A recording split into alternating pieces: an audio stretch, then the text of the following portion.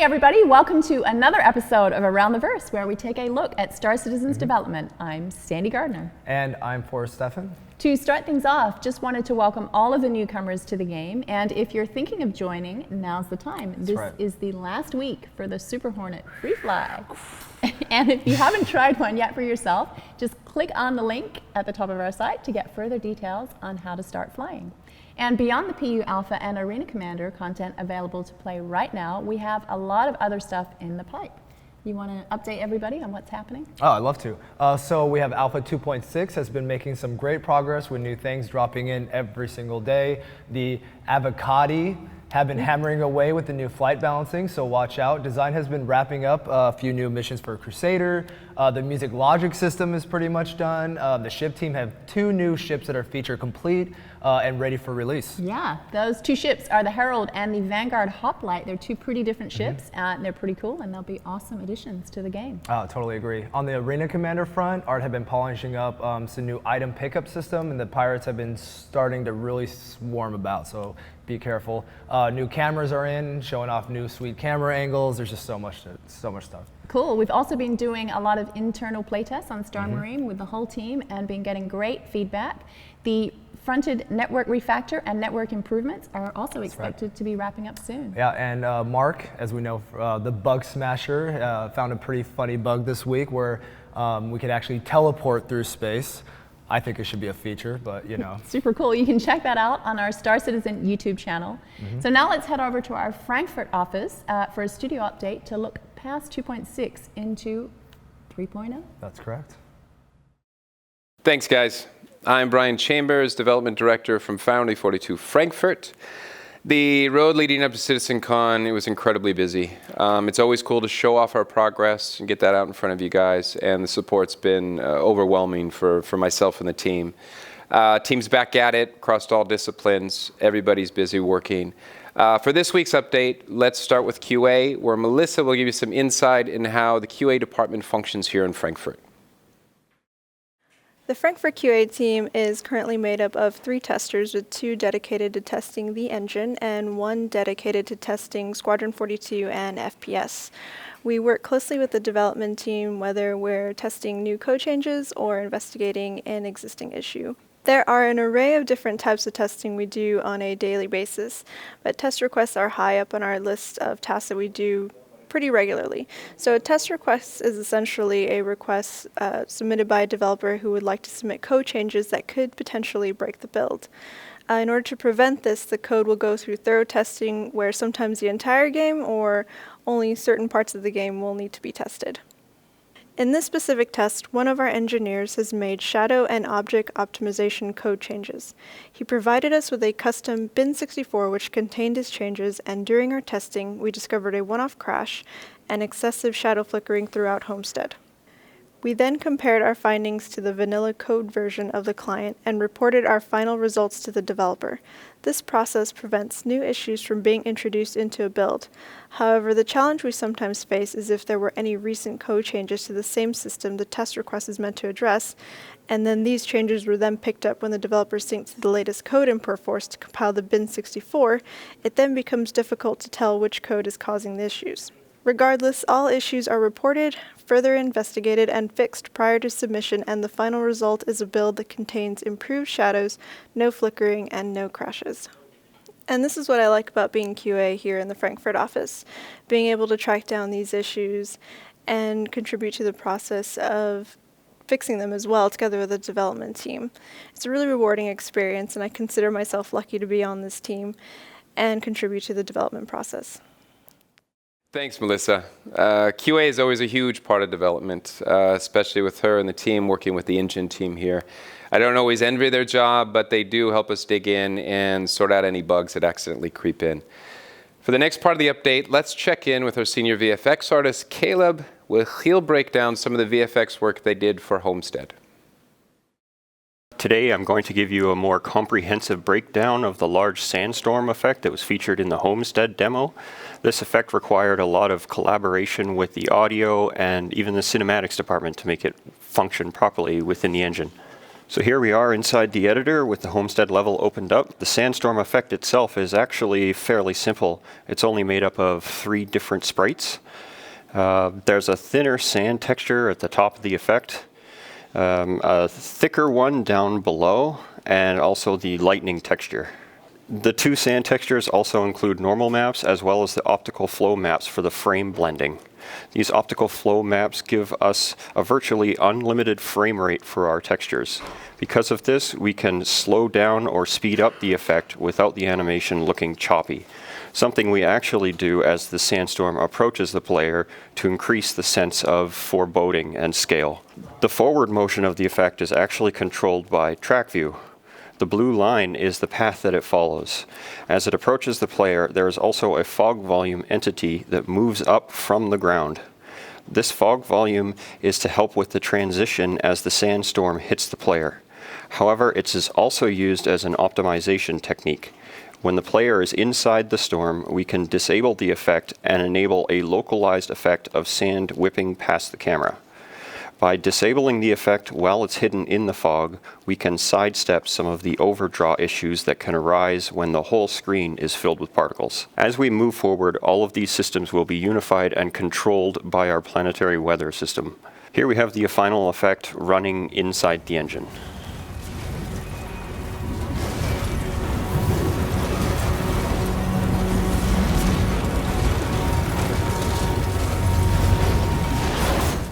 Thanks, Caleb.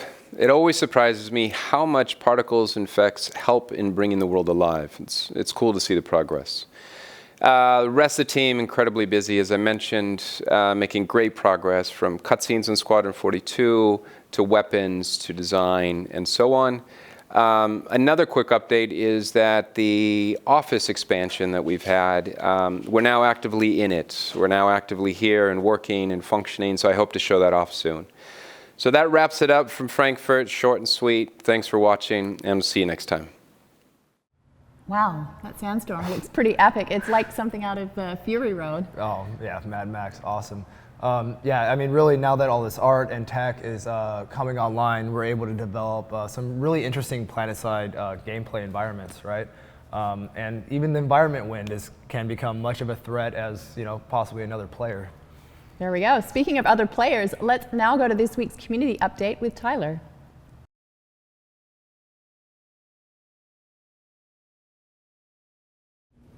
Hey everyone, Tyler Whitkin, Community Manager in the Austin, Texas studio, here to bring you this week's community update.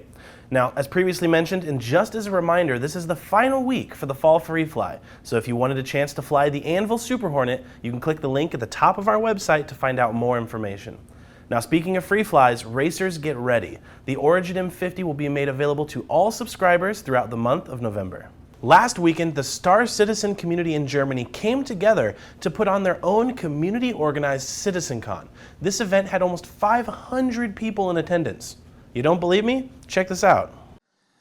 Greetings from Frankfurt. Sauber, jetzt ist er mit Elan hier. Dankeschön. Wunderbar.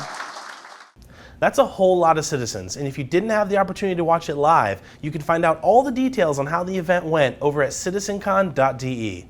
And if you're interested in these type of events, just a reminder to head over to barcitizen.sc, check out the interactive map because it's very likely there's an event in your area. And now it's time for this week's MVPs. Yes, plural, because this time we don't have 1, but 7 MVPs. So I want to give a huge congratulations to Sereth, Aveline, Valkyrie, Firemaster, Snow Crash, Can't Trip, and Mikiel81 for their exemplary efforts on the RSI Help Desk. Now, for those of you not familiar with what that is, this is an RSI chat channel on our website where players can come together to ask or answer questions about the game. So congratulations again to all of you. You're this week's MVPs. Lastly, the week would not be complete without Reverse the Verse, so make sure to tune in tomorrow at 7 a.m. Pacific Daylight Time where we're going to talk about everything that you saw on today's episode. Thanks again, everyone, for all your support, and we'll see you in the verse. Moving back to our Frankfurt office, getting procedural planets working is a massive undertaking, one we can't possibly show in a single episode. So next up is the first of several segments we'll be doing to focus on procedural planet tech being developed in Frankfurt.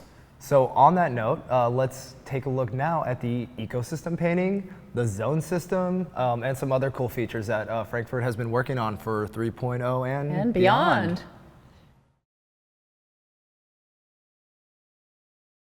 So today we want to give you the first out of probably many deep dives into the core of what makes our planets tick and about the planet creation. And this is tech that is developed here mainly in Frankfurt by Marco, Sasha, Carsten, of course. Basically with the Homestead demo for CitizenCon, a practical test case of what we call the V2 planet tech, which is, we are already basically at V3 now. So we kind of needed to say at one point, that is it for the demo. So we have a couple more features already in progress.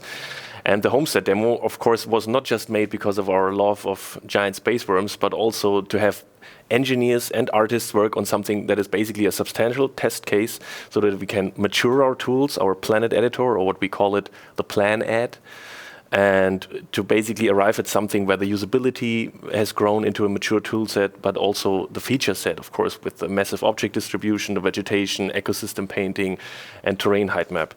Working with our environment artist Pascal on the ecosystems themselves, which in the case of Homestead were actually only 5 distinct ones. And my job on Homestead was as visual director, and for that I basically initialized the lighting and mood and overall feel of this, and then also worked with our environment artist Pascal on the ecosystems themselves. And I basically also every day a couple of hours spent with Marco, Sasha and Carsten on the toolset itself. Hello, we are going to talk about planets today. Thanks to everyone on the Star Citizen subreddit and the CIG community forums for your positive feedback. We really appreciate it. Initially, we were not planning to have seamless transition from space to planets into Star Citizen.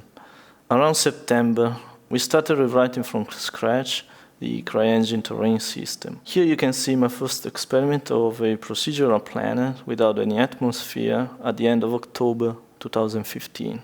Then, this is our first test with atmosphere in November.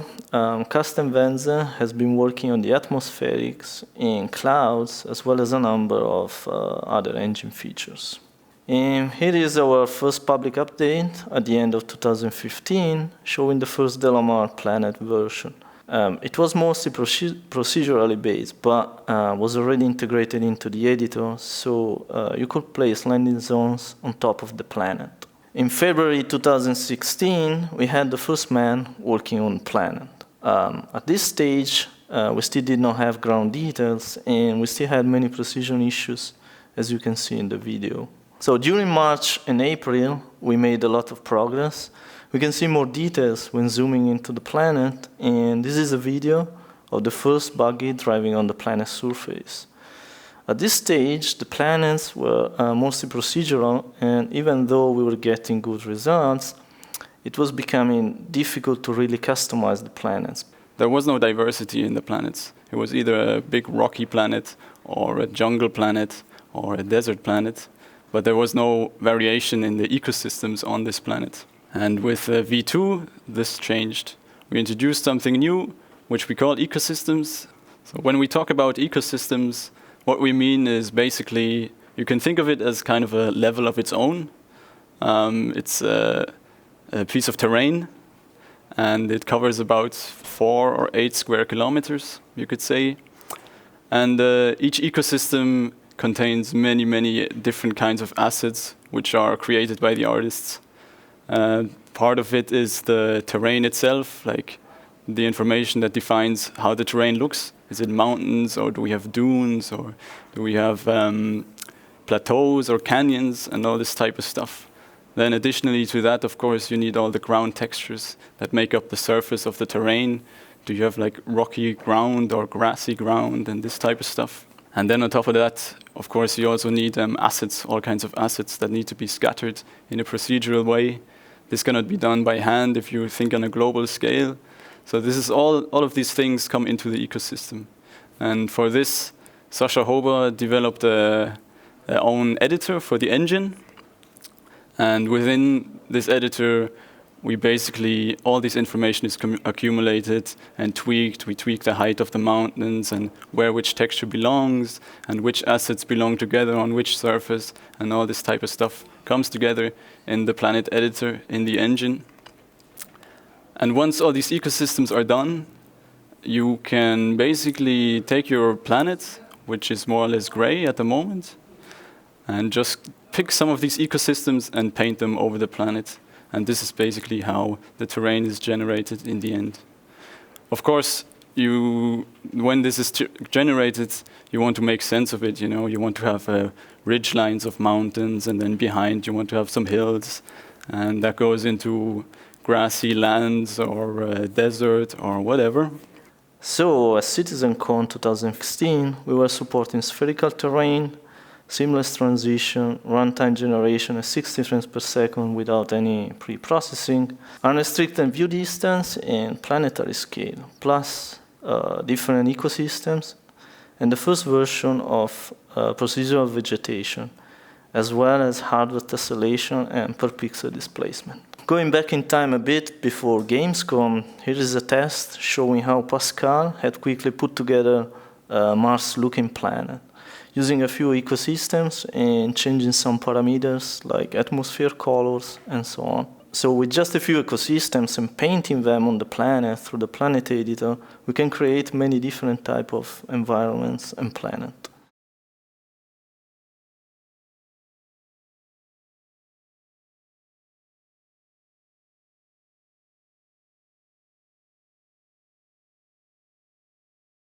Here I'm showing a bit of our work in progress features. One of the next steps for us is improving the procedural vegetation placement and object distribution. In this video clip, you can see trees and grass being rendered through the zone system, which Chris Bolt is going to talk about in a bit.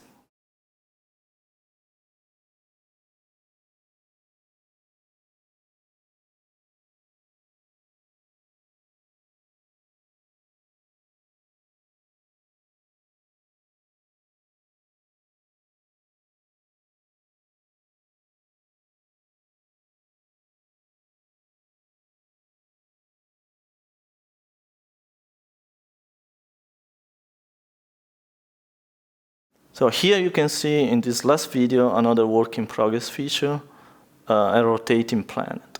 The planet is actually rotating extremely fast, but at this scale, looks like it's not moving. But if you get very close, on top of this large static control tower, which is not moving, we can see the planet rotating very fast. Another interesting thing to notice is the ocean, which was worked on by Anis, one of our new hires in Frankfurt. The ocean is reusing the planet terrain patches with different displacement. This way we're getting adaptive subdivision computations for free, and we don't even need any extra geometry, memory usage for the ocean.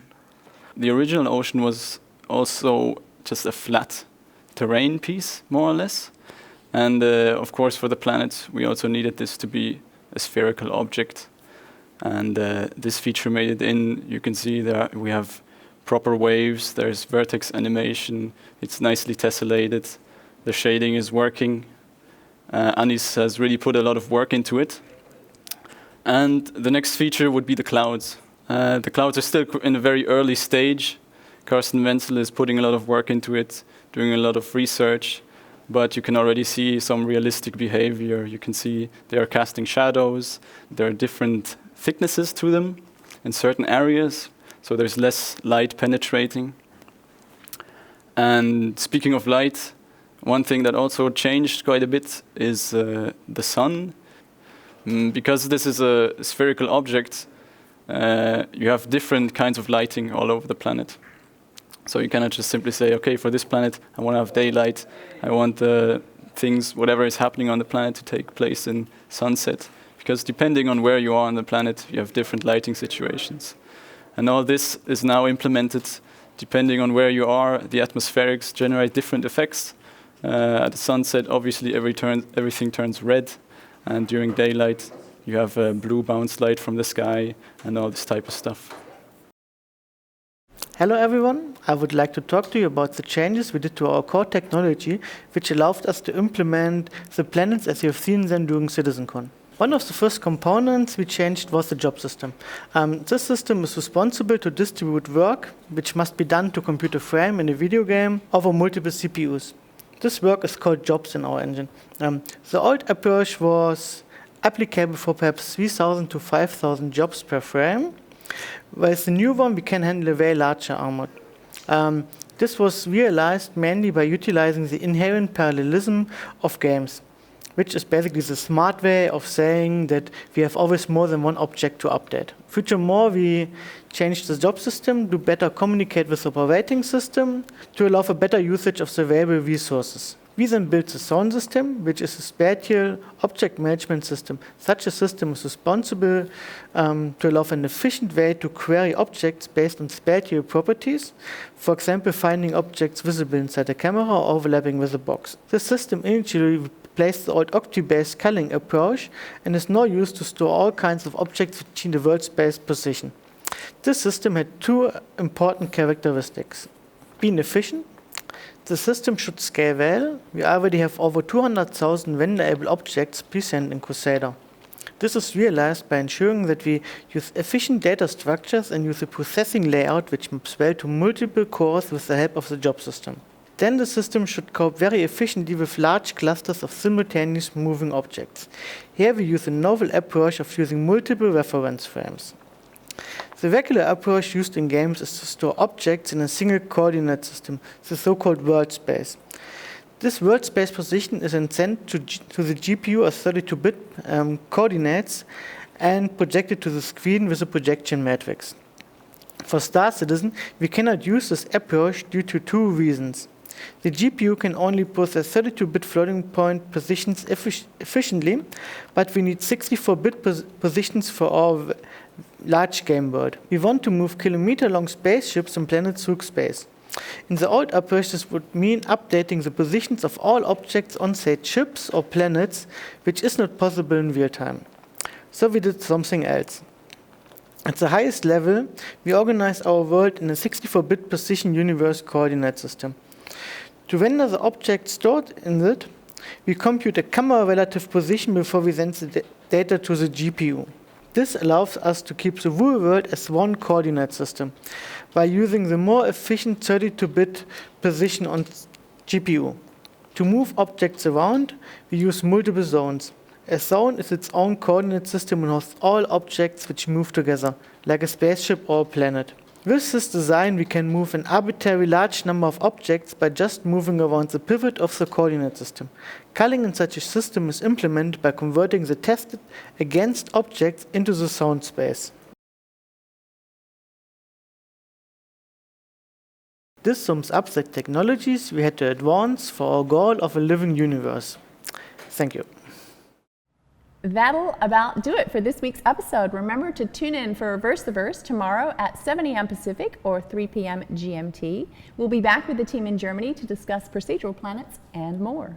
Awesome. And we also like to thank our subscribers. We wouldn't be able to show you all this cool stuff like the procedural tech and produce all these awesome shows without your continued support. So it's so much appreciated. It is. And until next week, we will see you around the verse.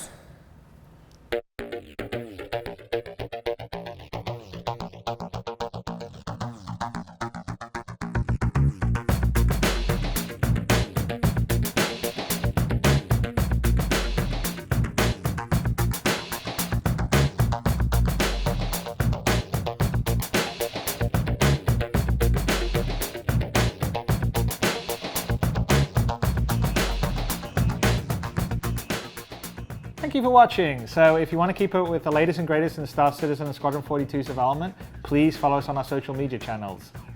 See you soon.